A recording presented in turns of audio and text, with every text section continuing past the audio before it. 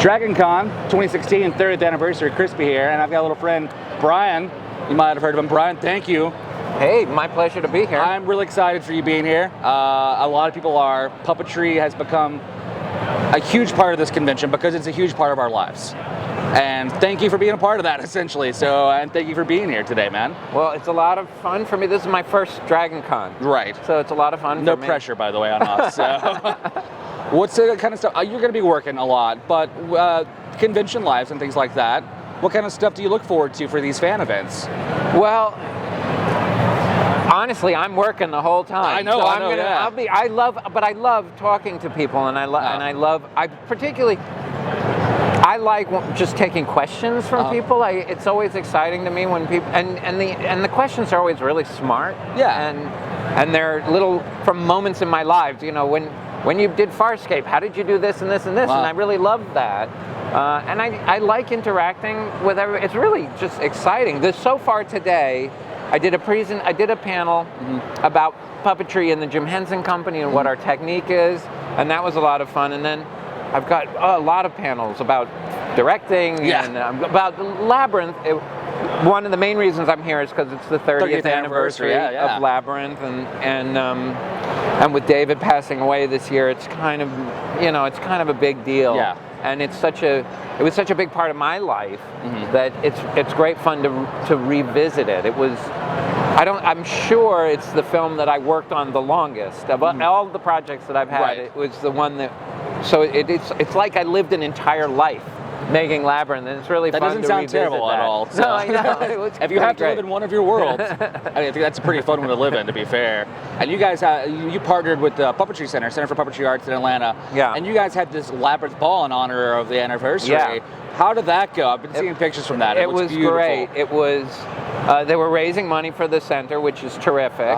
And they have a permanent exhibit of my father's work, Jim Henson's work, and now they have a temporary exhibit that's all Labyrinth for this 30th anniversary.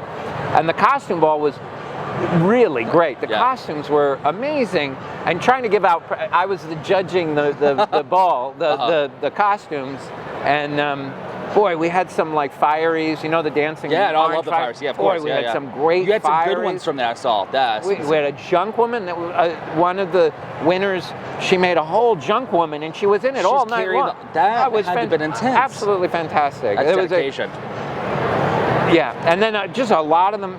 We had many Sarahs in the full ball gown, and they all look beautiful. The work that everybody puts into those costumes, it's amazing. They're putting as much work into it as we did when we're making the movie. Well, you guys put so much love into that product that we as fans of the work obviously we feel that love, and so I think that's why it's such a beloved piece, you know? Yeah, it resonates.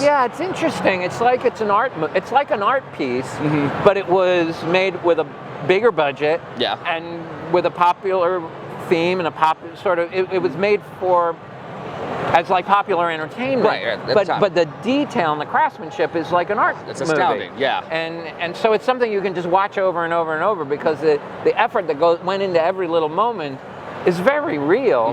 There was hundreds of people making the movie, and you know when you see the little cloud of eyeballs that turn, you know the moths that are eyeballs that open up and blink and turn.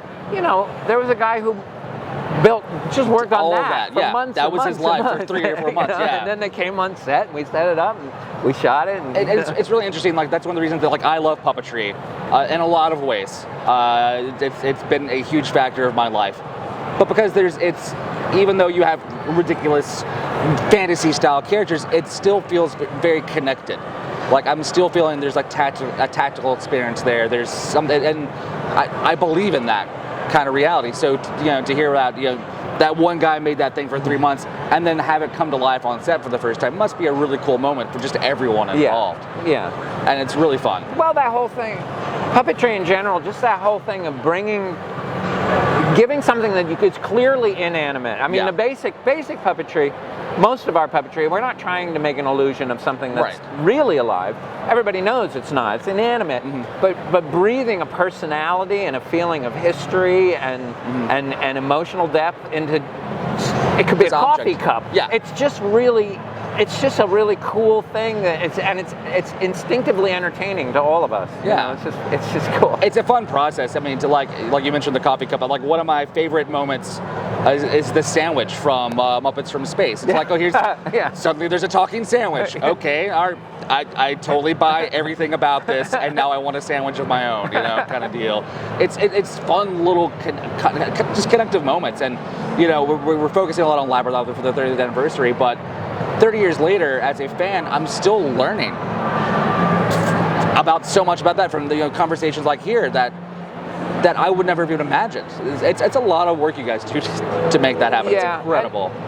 But it's just fun, and it's a lot different than the big $100 and $200 million movies today. Although Dave Chapman he's been working on the Star Wars film, thing, yeah. And I think there's a little bit more of that feeling of, you know, they shoot for 7.5 months. It's back to the way we used to make movies, you know, because nowadays these $100 and $200 million movies, many of them are shooting for like 6 weeks, and then it's just all effects and post, and it's huge, but it's not emotional or something. There's nothing connected there. Yeah, but I believe the Star Wars film, certainly the first one that they released, it finds a soul that to again. it. Yeah, it's got its soul back. I had a conversation with Dave this morning and Brian as well, and so we had a little droid with us and things like that. Right. And that was one of the best things. It's like, yeah, no, I'm feeling something from this. It's not, I mean, CG has its place, and I don't want to downplay that, but there's just something to me that's better about having a practical effect. And today, nowadays, you can have the practical effect, and you can use all the CG to enhance it, to make it perfect, which is, you know, as we go forward, because we're talking about doing another Dark Crystal and things like that, as we go forward, we'll be enhancing animatronics. Right. So that, because there's certain things that like an animatronic creature doesn't really do right. Doesn't quite move the right way. The pupils won't perfectly look at you. The lip sync won't be exactly the right mouth shapes. Well, the great thing is now you can do it with animatronics, and then in post you can just correct the little things that you can't do live, but you still get that. So I think we're in a nice period now where hopefully there's a little bit of a return to these craft-driven movies would be lovely. I'm really excited for that.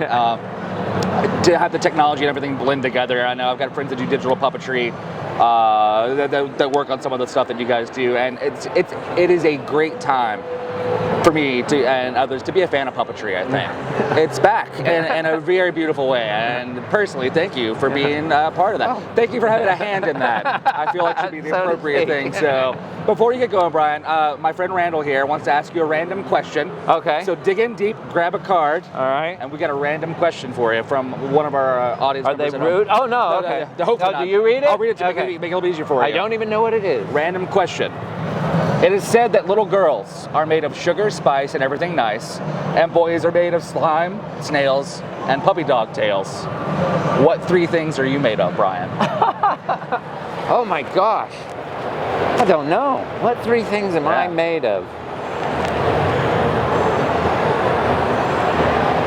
I don't know. That's really hard. I love catching you off guard. No, that's really hard. Marshmallows, probably. There's some like a big fluffiness there. There's probably a little fluffiness. Yeah. Hopefully there's a little bacon. All right. Now you're just making me hungry, Brian. Bacon, marshmallows, and